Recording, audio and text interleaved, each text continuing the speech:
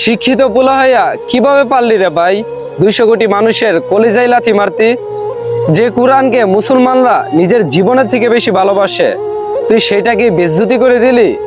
হায় আফসোস, যে কোরআন আমার নবীর উপর নাজিল হওয়ার কারণে আমার নবী হয়ে গেছে শ্রেষ্ঠ নবী, আর সেই নবীর উম্মত আমরা, তাই আমরা হয়ে গেলাম শ্রেষ্ঠ উম্মত। বাংলাদেশে 92% মুসলমান থাকার পরও আজকে কোনো প্রতিবাদ নাই।